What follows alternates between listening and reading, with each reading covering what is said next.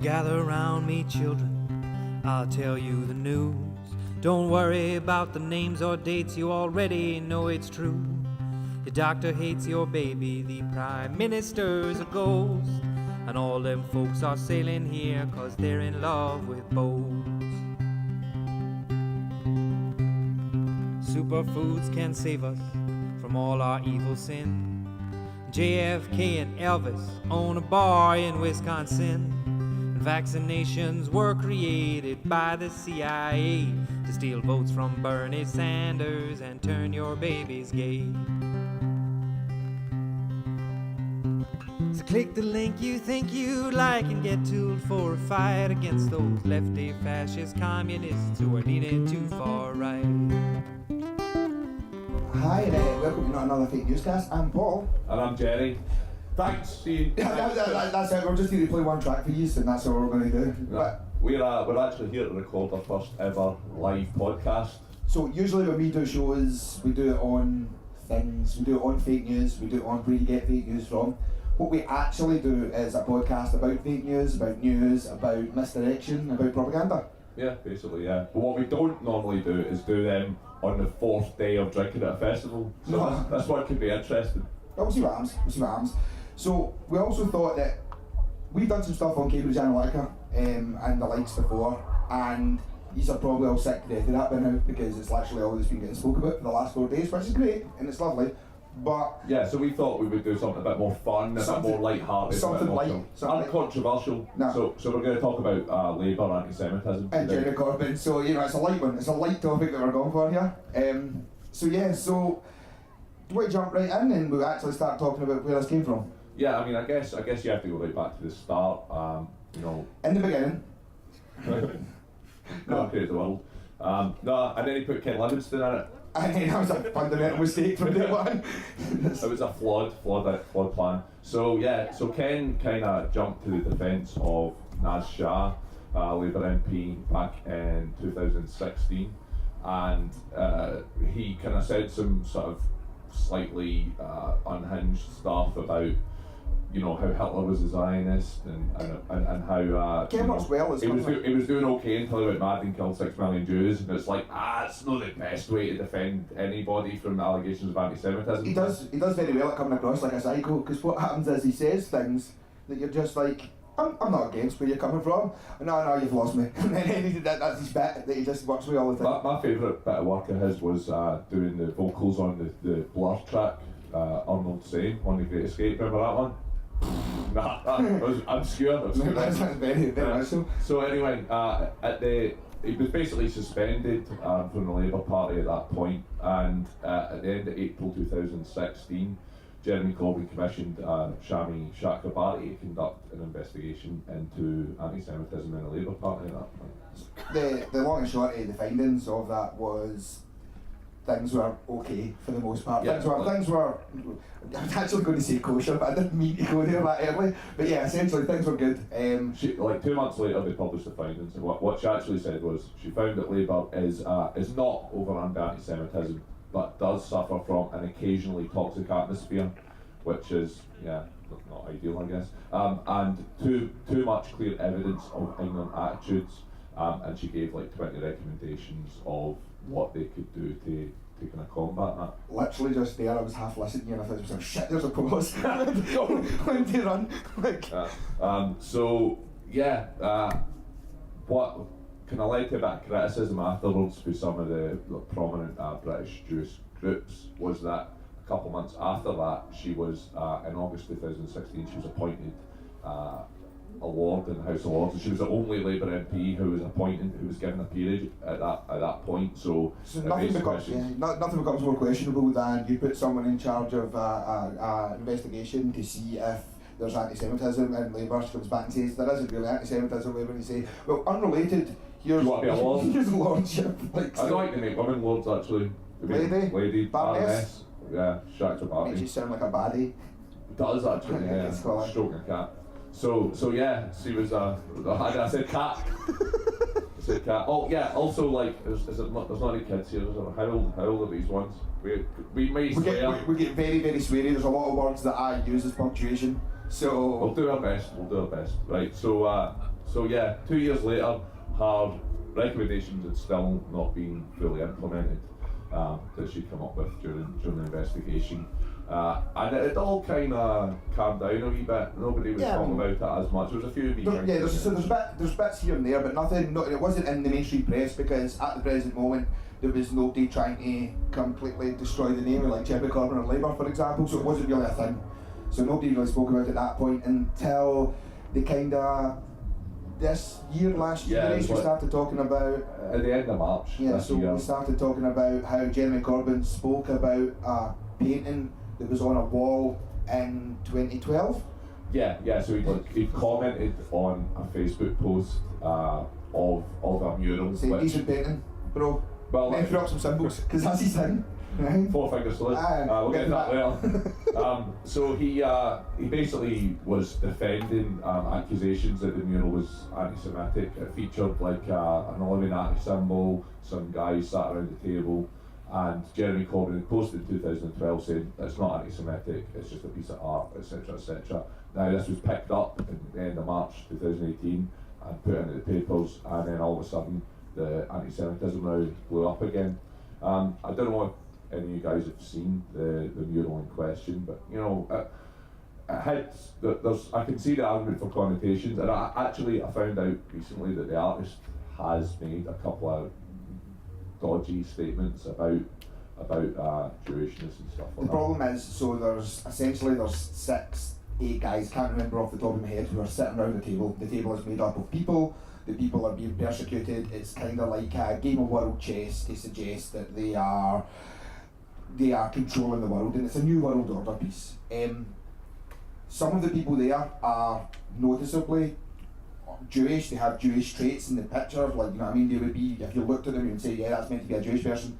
There's definitely like a Chinese man. There's definitely a guy who's like black there. Do you know what I mean? So it's not like there's 8 Jewish guys sitting around the table and that's directly what it is. It's a dig at the New World Order. It's got nothing to do, that's not fair, but it's not directly towards Judaism. That's not what it is.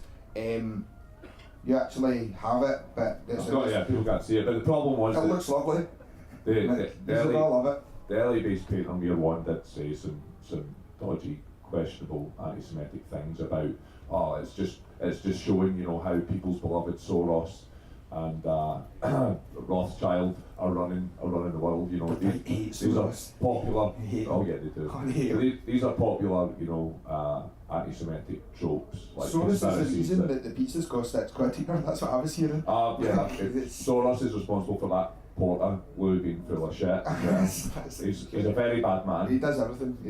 Yeah. If you want to hear more about all the bad things George Soros is responsible for, just look at the fucking mad comments we got on our Facebook posts. And anytime we post anything on Facebook or Twitter, generally it's Soros' fault, even if we've not mentioned Soros or left wing or right wing. Like we've done an episode on kind of ecology and kind of sustainability, and it was still George Soros' fault, even though he wasn't involved in the chat at all. So this comes up a lot. So in order to sort of quell this big allegation of anti-Semitism that reared its head again, what happened was that he then took Passover. He went to a Seder with a group called Judas. Now there's JC went for dinner with Judas. There's maybe some questionable decisions there on his part. Yeah, you think he'd have learned his lesson for history in LA? There was silver pieces all over the place by the end of the night. So the Seder, you know, went off fairly well, but then there was all this criticism from prominent Jewish organisations again in the UK. There was a Haaretz piece kind of defending. Haaretz is like a Israeli news source. They wrote an article kind of basically defending Jeremy Corbyn, saying no one gets to say who are good Jews, not even Jews. The so-called leaders of British Jewry just scored a massive home goal by losing it over Jeremy Corbyn's invitation to say that they have tainted the campaign against anti-Semitism. So they saw it as their own goal, and Judas actually had a piece in the Guardian, basically, you know, detailing all the kind of community work they do, all of the Jewish events that they hold, and cross community work. and basically saying that we don't believe that Jeremy Corbyn is an anti-Semite because we hang around with him all the time and he's all right. Yeah, I mean, so and this is the problem that this is a.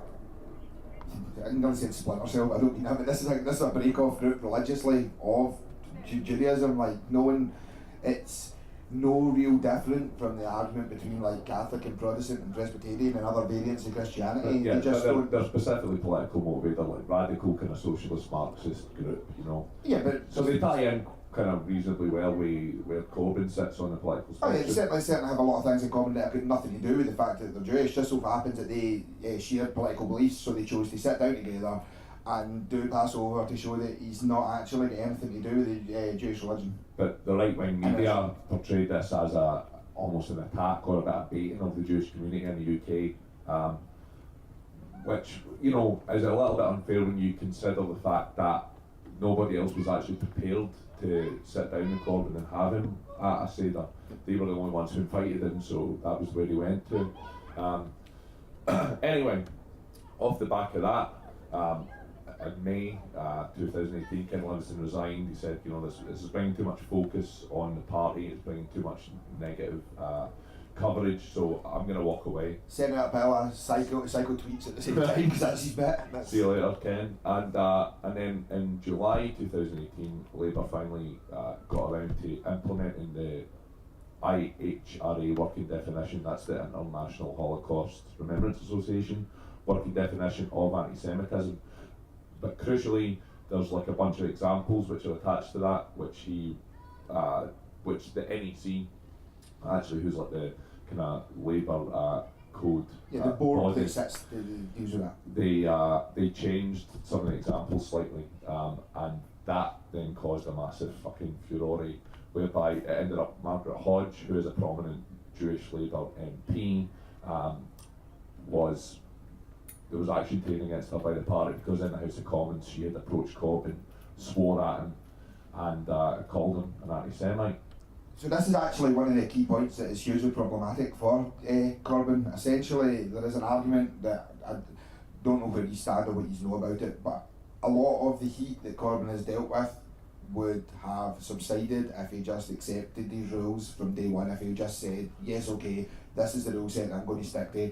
He is known as being a man of morals and integrity, so he decided that he doesn't agree with the rules, so because of that he won't say that he accepts the rules. Yeah, and actually, I mean, that's not even strictly true either, because it was decided by... in that it's not, it wasn't just his decision, it was a decision taken by a body. Yeah, I know. Obviously, he had a lot of influence.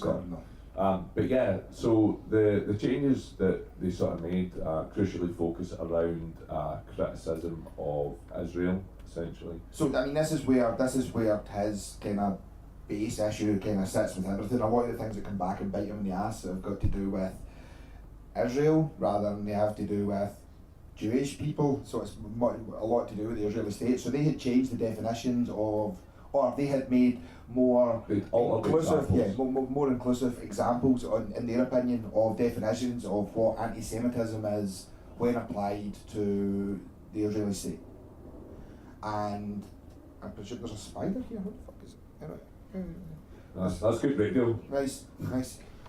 So yeah, I focused a lot on whether it's okay to question Israel's right to exist or not.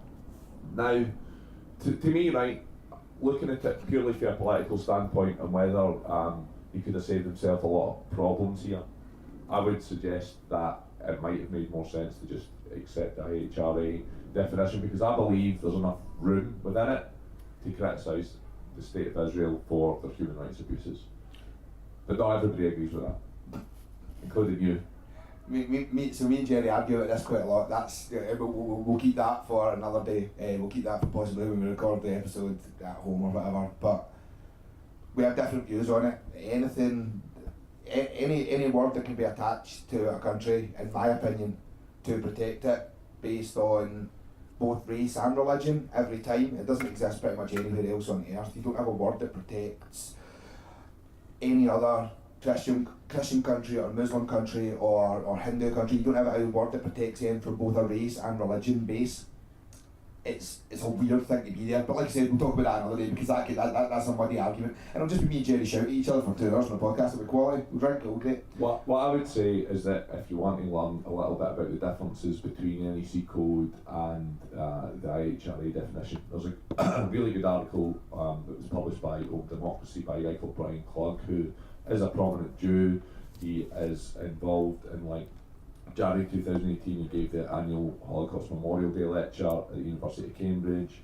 He is also a founding signatory of the Independent Jewish Voices.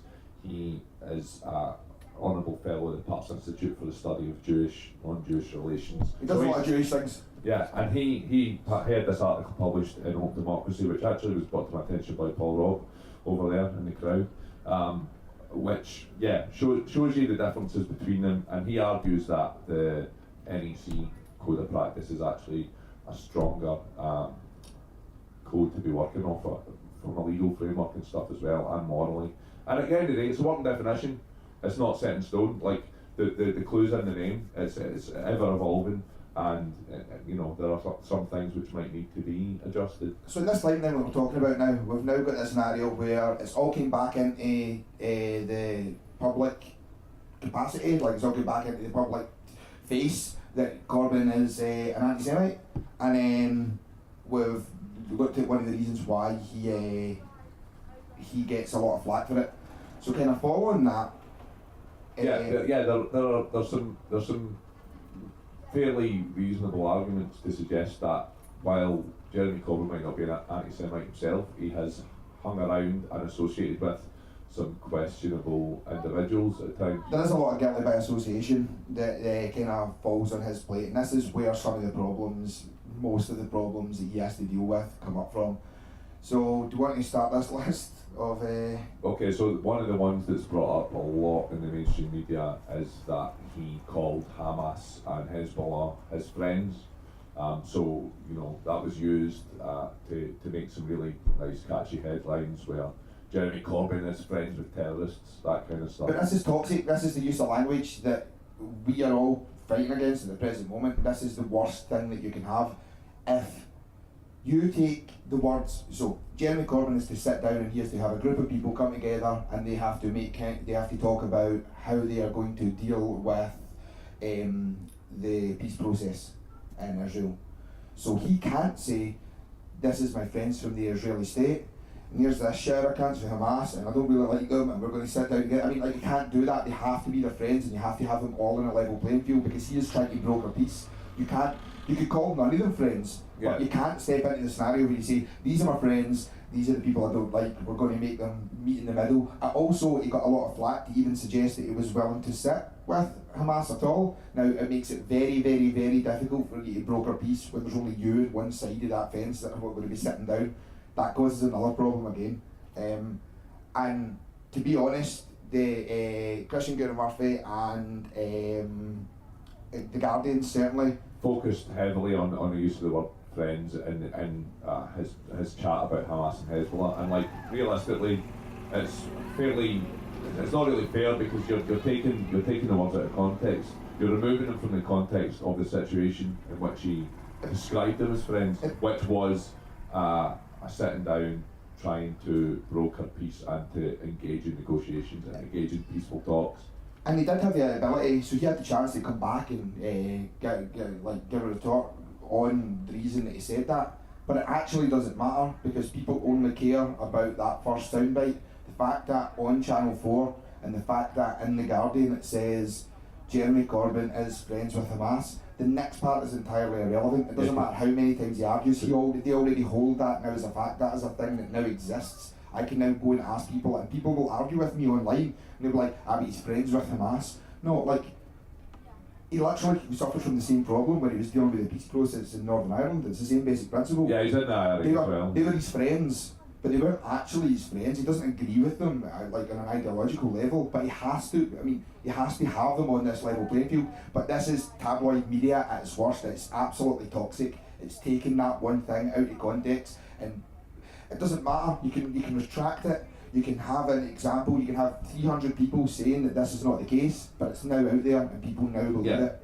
And the nature of our discourse nowadays is that we consume things via social media in little small chunks. So that little sound bite will get shared all around the place. It'll be made into loads of memes. That is the piece of information which is going to be shared around and that people are going to see. And unless they are going to take the time to do a little bit of further research and find out all of the information behind it, they're certainly not going to do that if the piece of information they see basically reinforces their beliefs and it reinforces the side of the argument, if you will, that they're already on. Oh yeah, I don't like Jeremy Corbyn, so that's just another reason not to like him. Absolutely. So one of the other problems that he's got is he does have various friends who are Jewish. Most of them are absolutely batshit crazy, though. Well, I don't know about all of them, but certainly he's had association with a guy called Paul Eisen. Now, Corbyn has latterly, made a point of trying to distance himself from him and, ascertaining that, when I was attending events by a group called Dear Yassin. So that's a place where there was a massacre. It was a Palestinian village that the Israeli forces, the IDF or whatever, they killed like about 600, 700 people who lived there and ran them, basically levelled the village. So this, Dear Yassin Remembered is a group who is trying to raise awareness of lots of these massacres which have happened in the sort of Gaza area as Israel have taken land to Palestine. And Jeremy supported them. But it turns out that the guy, Paul Eisen, who is the sort of founder and main member of this organisation, he has a website, or he certainly posts on a website called righteousjews.org. And that's always a good start. You can always tell it's going to go good when you find righteousjews.org is the website that he brings his information to. You can tell that it's going to be on board. So but he has articles like How I Became a Holocaust Denier and My Life as a Holocaust Denier, which these things become problematic for Jeremy. It's not great optics when it's really Holocaust deniers. No. I mean, the guy is Jewish. Yeah, and that's fine, but I mean, he's a Holocaust denier. Oh, he's a terrible opinion on a lot of things, don't get me wrong, but the argument I believe that Jeremy had put forward was he was supporting the cause because he believes that the fact that the Palestinian village were all massacred, that's a cause to support. The fact that the guy who's in charge is then also batshit crazy. Well, yeah, it's a bit of a jump from that to the Holocaust. In fairness to him, I'm not sure that he deserves that much fairness, but he's not saying that it didn't happen. He's just saying that he doesn't agree with the official figures and the methods, and that there was a plan and stuff like that. But yeah, it's real down the rabbit hole, real fringe fucking stuff. And again, it taints the public image of Jeremy Corbyn fucking massively. So would that be the only person that Jeremy hangs about with who's Jewish, who has a bit of an issue with? Yeah. So he's also shared a platform with a guy called Heo Meyer, who is he's basically the one who's in the papers for essentially comparing the Israeli state to the Nazis. That was the big thing that was in a lot of papers about him. He knows how to choose them, doesn't he? But he's a Holocaust survivor, right? So he as a prominent Jew who survived the Holocaust, so he's probably got a certain amount of right to be talking about Jewish issues, you know what I mean?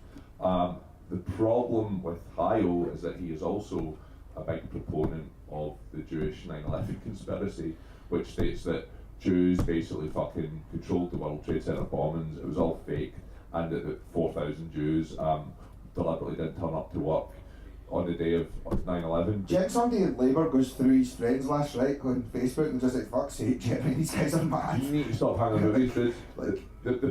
The problem is as well, right, I think that when Jeremy Corbyn was doing a lot of this stuff, it was before he was Labour Party leader, obviously, because no PR person is going to let him anywhere near this shit. But the problem that you have is that he never fucking thought he was going to be the leader of Labour whatsoever.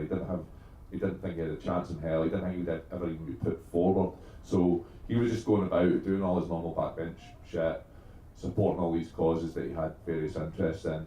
Now, however, people are going through it all with a fine-tooth comb and being like, well, what about this guy? What about this guy? What about this guy? And then you had the recent Telegraph story of him laying the wreath. Yeah, Wreathgate. Wreathgate, yeah. Yeah, so he was laying a wreath because there had been a terrorist attack and lots of people died, and he was laying a wreath for that. And the Jewish state certainly, whether or not it came from them directly, but the Jewish state certainly had put out a post that suggested that he was actually laying a wreath at specific terrorists' graves. Now, those terrorists hadn't been buried in the country. No, but that only came out much later in the narrative. So initially, it was basically stated in the papers that Jeremy Corbyn had been present at a wreath laying ceremony for the terrorists who perpetrated the Munich massacre, which, you know, the film Munich, and I think it was like the '68 fucking Olympics or whatever. There was a terrorist incident where a bunch of PLO guys killed. ELO? Yeah, Mr. Right side. Mr. Blues guy. That's Mr. Blues guy. That's the one. Yeah. So then that narrative was in the papers for about a week. About a week later, and not covered anywhere near as much. It then turns out that none of those people are buried there. Yeah, so none of this shit gets retracted at this point. They don't bring it like, Well, not, but it doesn't get retracted in the. It's not been retracted yet, but Jeremy Corbyn has made an official complaint to IPSO. And they'll meet the complaint, and what we see time and time again in the media, they will take that complaint, they will apologise, they will put it in a tiny little paragraph in page 15, page 26, and there'll be nothing in between. Like so no one will know that it's actually there. And some people will pick it up, some people share it around, but it will not change the fact that in the public psyche. I think in fairness the rules have changed now, so if you are printing a retraction or apology, you have to print it with the same prominence as the original story. So hopefully he wins that case and that does happen. But as we've talked about before, the rabbit's already out of the hat, Pandora's box is already opened, and that narrative is already out there and cannot really be fully retracted. No. It'll never be retracted, and this is one of the problems that we see with media and fake news all the time. This is one of the reasons that we do our podcast, is that very thing, because once that information is out, that's it. I mean, that's the people believe it and they want to believe it, and they're not going to change that. So it doesn't now matter. You can print 1,000 stories that argue against it, but you already have. And as the guys that were talking earlier on at the whistleblower, as they're talking about, there's people who are looking for information, do you know what I mean? And once they get the piece of information that they want, they don't give a shit about the rest of it. Like they've got their soundbite, they've got their biased opinion, they've got that view, and they've had that handed to them, so they don't need anything else after that. Yeah, and the space that the political discourse exists in doesn't really have room for nuance and complex arguments and stuff like that either. Like, so another example would be the four-fingered salute. If you've not seen it, you should make a point of googling it for a laugh. Like the Jeremy Corbyn looking like he has no idea why he's doing a four-finger salute. I was actually going to show it there, but then I just realised that like someone might take a picture of me doing it, and I'll find this in the news, and then I'll be doing it. I'm doing it, says Jerry. But essentially, oh shit, he took the photo.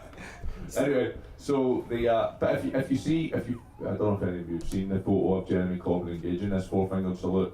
He doesn't look like he's selling it. You know what I mean? No, it literally looked like somebody said, "How would you show someone that you had four things?" And he's just like in the back. It's so weird. But it turns out that because of that, he's now Jeremy's got a fine set of jobs. So if you aren't aware, if you actually run down, he's currently an active member of the IRA. He's currently an active member of the KGB. He's currently a he's a spy. He was making the checks. Yeah, he's a diehard communist, and he's now a member of which Islam group is this? Oh, this is Muslim Brotherhood. Yeah, the Muslim Brotherhood. Solidarity. So he's fucking doing alright if you actually run the numbers. Like, I mean, that's a decent CV. Essentially, the Express reported it as Labour leader in new extremism row over four-finger Islamist salute. They stated that the party leader was pictured making a gesture said to be associated with the Muslim Brotherhood, reported during a visit to Finsbury Park Mosque. They said that the group had a highly ambiguous relationship with violent extremism, and they run counter to British values of democracy. So but Labour's answer to this was Jeremy was standing up for democracy, justice and the right to protest in Egypt. The four-finger gesture is a well-known symbol of solidarity with the victims of the 2013 Rabat massacre. And that might be true. I mean, I'm sure it is true, I'm sure that's why he was doing it. but Jeremy, just stop doing stupid shit. He's a fucking nightmare. Like, you literally can't take him anywhere. Jeremy Corbyn goes to places, meets the worst type of people for his PR, becomes their best friend, does some stupid shit. Like he gets contacts like, can you accept these rules that say you don't accept anti-Semitism? And he's like, no. Fucking hell, you're just say yes. Like, even if you're going to stick to the rules. And like, the problem with this as well is that this was actually after he was Labour leader as well, so he's not even got the excuse of, I didn't know I was going to be the fucking leader, really. And I get that he has an argument to do it, and I get that he, should be allowed to do it if that's how he feels, but he's you need to understand the optics of it. Like, do you want to win power? Do you want to be in charge? I would prefer him in charge to who we have at the moment. I would prefer anyone in charge that we've got at the present moment, to be fair. But I would prefer him in charge anyway. I think that he's not going to get elected if he keeps getting caught out in positions like this and in situations like this. Would you agree with that? Oh no, absolutely. And this is now. I mean, Jeremy Corbyn essentially decided that he wasn't going to become the PM. He only put himself forward so they had someone who was left wing on the ticket. We know this for a fact. So he chose to put himself forward because they wanted someone to be in the left. They thought he would get about 20% of the votes. There was a group of people in the room with him, and they all said, "We will support you and we will back you."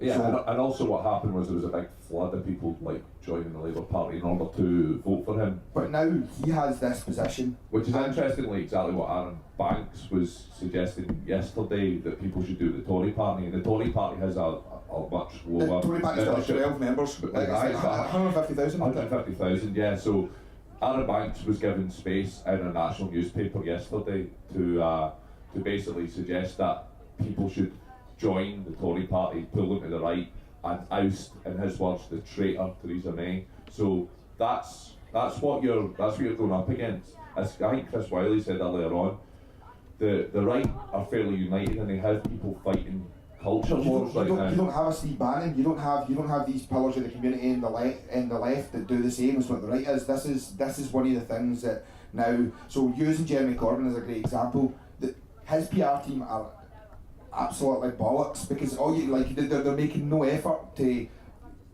be in this grey area. As much as you want to be morally correct, you can't have this integrity and you can't fight this battle that they're going up against at the present moment, because the battle that they're currently fighting is they're fighting against people who know what they're doing in social media, they know what they're doing in new media, and they know how to manipulate people. You can't say this is correct and this is the right way to go about it. You can't get the results that you want to get by doing that. You're going to have to be in that grey space, and he's not willing to be in that grey space, and his PR team are a nightmare. I would say as well, like the Anti-Semitism row, it's so complex and there's so many things going on with it that you need to really read a lot to understand the nuanced areas of it, and that doesn't lend itself well to the way that we consume news now. Like that Georgetown Law Review piece, it was talking, basically it was a paper all about fake news, what is fake news, how is it propagated, and it talks a lot about the fact that we basically, certainly younger generations and increasingly everybody, we don't consume news in the same way that we used to, right? So it's had a lot of the objectivity taken out of it, because most of where you're going to get your news is via social media. So it's interspersed with somebody's pictures of their holiday and a funny video of a cat and here's my opinion, or here's a piece that I'm sharing. But people are often sharing journalistic pieces as little identity signifiers. So this is what I believe in, and I want everybody to know that this is where my politics lies. So the people who are then consuming that via their timeline are seeing it through a distorted lens, because they are associating it with that particular individual that they're friends with, and they know what their political leanings are. So if they're opposite or don't agree with them on a lot of subjects, they're going to instantly dismiss it. A lot of the nuance doesn't really lend itself either. So something like Jeremy Corbyn used the word friends when he was talking about Hamas, but he was using it to broker a peace treaty. That makes for a really shitty meme. Like there's a lot of text there that just doesn't work in big white letters across a picture. Because of that, it doesn't lend itself to the way that people see flash media, like the way that they see that. It doesn't even lend itself to 240 characters on Twitter. You know, No, people, exactly. people want snappy, fucking concrete, distilled, pure information. That's like, oh, this is how it is. It's black or it's white, and the world just isn't like that. No. And then when you're actually tackling something like the anti-Semitism with Labour, it's so nuanced and there's so many factors of it that are all there. You can't put that in the paper. So what happens is it becomes a black and white and nothing else. It becomes a he is or he isn't. But that's not the case. Like, yes, he knows people that probably are a bit, and yes, he deals with certain people on different sides of the fence, and yes, he deals with that. But that doesn't lend itself to a Twitter tweet. I think Like, so it is worthwhile to state that there has been a concerted media campaign. Like, people have weaponised this scandal and they have used it to attack him, but that doesn't excuse the things that are going on in the Labour Party. Like, you have to admit that there are issues with anti-Semitism there on the fringes, and maybe to a greater extent that people, you know, don't want to see, because we became so polarised. People will steadfastly defend Jeremy Corbyn and the Labour Party, despite the fact that there are things that need to be addressed. And also, like, we on the left, we have to be better.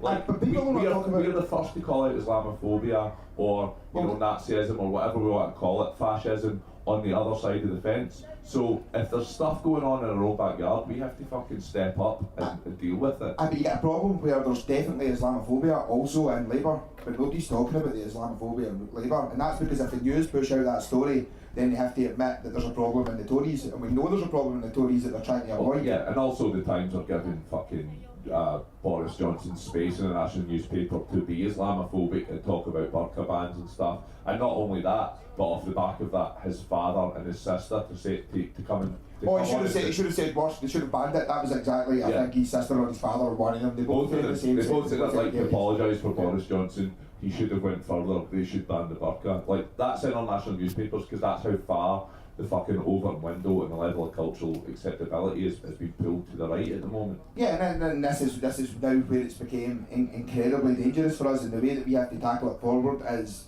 from the left. I'm presuming most people here are from the left. You'd be at a really bad festival if you weren't. But from the left, we need to start looking at the way that we are sharing media and dealing with media and dealing with the people that you're fighting against, because the way that we're doing it at the present moment, as the whistleblowers we're talking about, just doesn't work anymore. It just we will. We're losing. If there's going to be say there is a snap general election at the end of this year, which there's a lot of talk of, and if that happens, we will lose that as things stand right now, because we don't have people who are doing the media in the same way. We don't have the newspapers in our pocket, and we don't have a person who's leading, who's willing to play what is going to be a fucking dirty game, a really dirty game. So where do you go from there? Yeah, we don't have a leader with. I would argue we don't have a leader with enough charisma to win people. We all know where we stand, but you need to win the people that are more in the centre, who are unsure, who are swing voters. And I personally can't see Jeremy Corbyn doing that. And I think he would be more likely to if he'd have taken more of a position on Brexit or whatever. I understand why he hasn't, because he's always been fairly anti-EU, right? So he stuck to his guns there. He stuck to his guns on some things, but then with Trident, he's allowed the party to vote because he thought it would lose him votes. So sometimes you need to swallow your morals, and he seems to realise that, but he's choosing funny battles like the IHRA definition, in my opinion. I know you disagree. But the thing is, you've got the content creators, and they are the problem. There is where the issue is, because in the right now, they can take those content creators, so they've got your the the wrong right, the far right. They have people like, so classic we breakdown. We'll not really get into that, but Milo, right? You've got someone like that. So you don't. That's the one. I get dance to Glasgow. But you can take people right now, and you can try and convince individuals in the street. See, in the nicest possible way, doesn't fucking matter. You can convince one person. Everybody's vote matters, but it also doesn't in the grand scheme of things. You need people who are creating the content. You need people who are pushing that out, and you need them working. Essentially, the right, you've got all these people that get names that we all know, right? So right now in the right, you all know who Tommy Robinson is, and you know who Milo is, you know who Steve Bannon is, and you know who this showery assholes are, right? We all know who those people are. Yeah, who's doing the same Who's thing doing the same on the left? And there's nobody. And if there's nobody doing that properly on the left, then when it comes to a vote, they're the people that should be pushing out the social media. They're the people that should be pushing out the memes, and they're the people that should be getting people to vote and getting people and followers. We don't really have that, not in the same way that they have it on the right. And that's dangerous. Yeah, they're taking grasp of the culture and pulling it in their direction at the moment, and we are not responding. We need to start fighting. We need to start responding to that. I would say that's probably us. That was a bit of call to action there at the end. I didn't really think that's where it was going to go. Like, we have to stand up and fight. That's what we're going to do. solidarity, brothers. Yes. The left does the best music though, surely. That's Oh, it. yeah, That's fucking the right, best music. I mean, Best music, decent chat. You know, getting kids into the music and then getting the message across. I mean, what would a Tory festival be like? What music? Oh, it'd be shit. Shite. I mean, the food would probably be decent. It'd be right night artisan coffee, but I mean, I wouldn't be worthwhile going to. It is, so we've got, the thing is, so we've got comedy, right? Most comedians, I mean, obviously there's a couple of right-wing comedians, they're not great, but most comedians are left-wing. A lot of people in the movies, well, a lot of people in the film industry, they're left-wing, a lot of people in music, they're left-wing. So why are we in this scenario then? Essentially, we've got all the media creators, like, maybe... Are we too fair? Are we playing too fair? But that's what I'm saying, we're going to have to go to that dirty, like, there's this dirty grey area that we are on a high horse at the present moment. It's just like, well, you can't go in that, you can't take information and cut it up a bit and still give real information. But they are, and they're doing it in fucking full view of everybody with no fear of repercussions. You've got Aaron Banks, man, in the Times yesterday, after he's just been on Channel 4 like 2 weeks ago, being accused of bribery in Lesotho. Weapons running and being involved in owning diamond mines and getting his money from particularly questionable sources. And this is, we don't know where his money comes from. There's no transparency of where nigh on £10 million went to leave campaign from Aaron Banks, and we don't know where it came from. But and he has no fear of anybody investigating that. He actually said to Caro, I believe it came up when she was here, that you'll not find any evidence. So, like, he's telling that to someone who's known right now for the big piece that she wrote, and he's told her that she'll not find any evidence, which is actually a confession. Because if you say something, you'll not find any evidence, it kind of suggests that there's some evidence that you've managed to hide. Yeah. And he was drunk and he was like, you'll find no evidence. Yeah. So that's the people that you're up against, people who have got no fear, people who have got no worry of repercussions, because there is no repercussions because we don't have anything on that side. Yeah. So essentially what I'm saying is if you're listening, we're probably going to have to get dirty on the left, and we can use our media creators and we can do that, but that's where we are. Yeah, and on that bombshell, we'll say cheerio. Quality, thanks very much.